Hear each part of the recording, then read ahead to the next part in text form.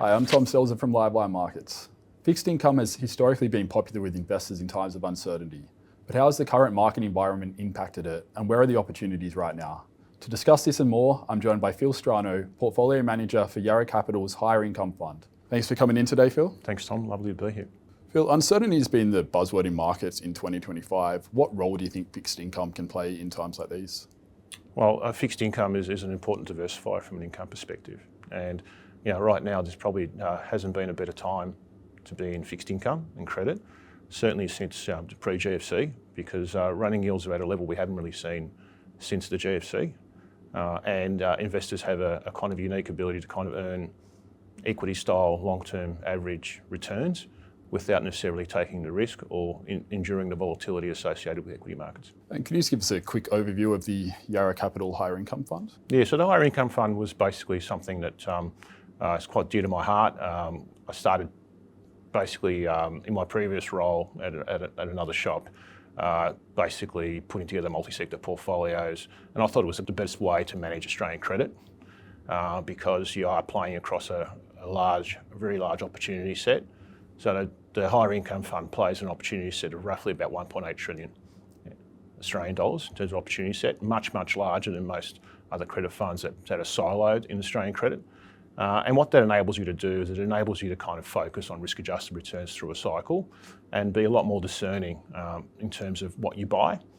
And from our perspective, kind of focusing on risk-adjusted returns, being able to provide genuine liquidity to investors as well, and picking the eyes out of the market, whether it be across public or private, in appropriate allocations, means that you kind of tend to perform or generate better returns for the risk through a cycle. And what would you say is unique about your approach to fixed income?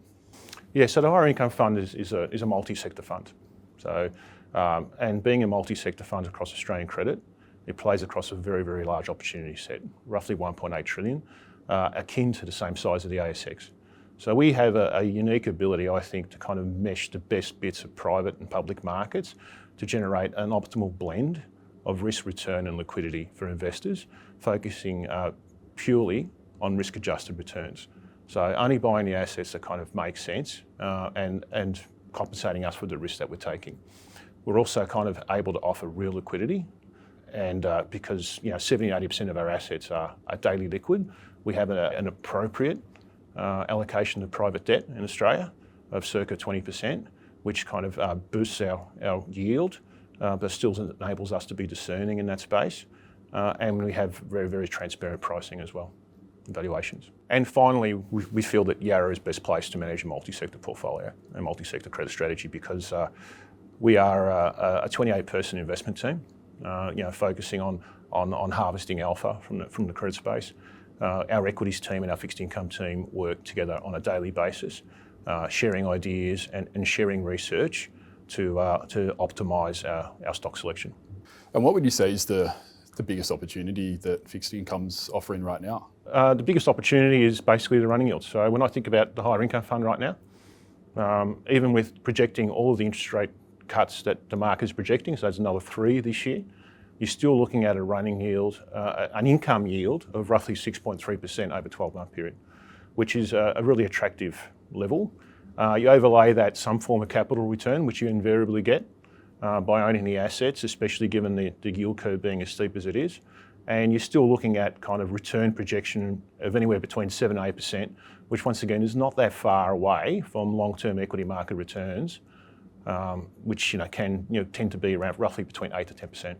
Looking at the potential scenarios in terms of return, and in many ways it's like choose your own adventure in the table that's presented here. So even if you thought that we're heading for a severe recession, I can still show you a path to a positive return over a 12-month period, to the point where, given we're starting with a running yield of roughly about 6.3%, you need to see roughly a kind of a 200 basis point spread widening over a 12-month period in order to generate a negative return, which we see is incredibly improbable, especially when you kind of merge that in with our ability to play interest rate duration to limit drawdowns. You mentioned the yields there. I think your research suggests that the Australian credit market presents a better opportunity than the US at the moment. Why is that the case, and how are you, I suppose, making the most of that opportunity? Yeah, so when we think about Australian credit in terms of spreads and we compare it to the US market, it's certainly the case that in Australian credit, BBB credit spreads, which is basically the core of investment grade credit, is where most of Australian corporates tend to live from a credit rating perspective. So you're getting paid roughly about 60 basis points additional spread return for half the spread risk. So what I mean by that is that you're comparing a 5-year BBB in Australia compared to a 10-year in the US. So a significant increase in spread return for taking half the spread risk, which for us is incredibly meaningful. And your fund aims to minimise systemic and idiosyncratic risk. How do you go about this? And what would you say are the potential drawbacks to that approach? Yeah, so from our perspective, when we think about it, there's a number of levers we pull to kind of minimise those drawdowns.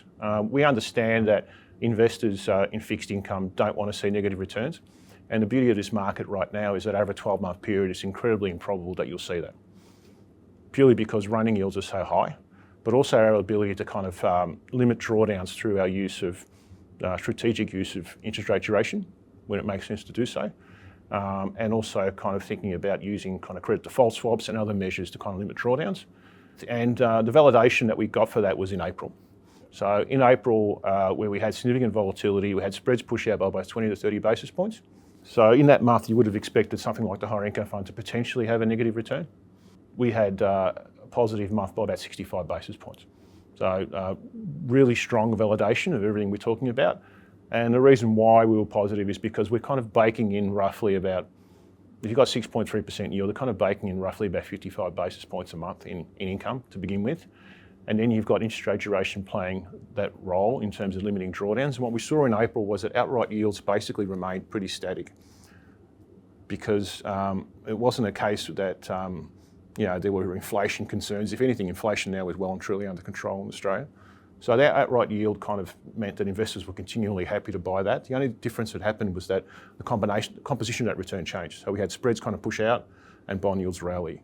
So us having duration during that period meant that we could continue to deliver pretty strong positive returns for investors. We also increased cash levels during that period, which is another way we kind of limit drawdowns.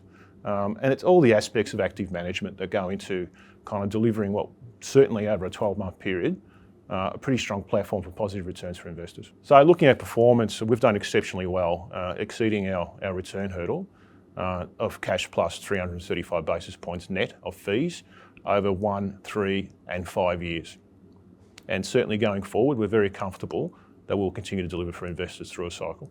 And speaking of investors there, what role do you think the higher income fund can play in a portfolio at the moment? And what kind of returns are you targeting?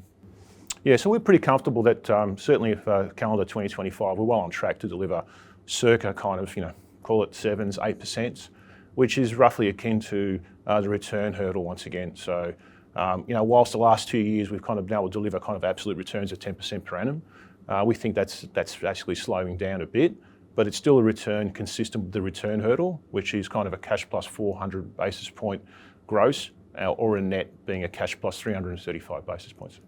And finally, where can investors find out more information about the Yarra Capital Higher Income Fund? Well, they can certainly contact our friendly Yarra distribution sales representative, or they can look at the website. Thanks for tuning in. If you've enjoyed this video, make sure to check out Livewire's YouTube channel.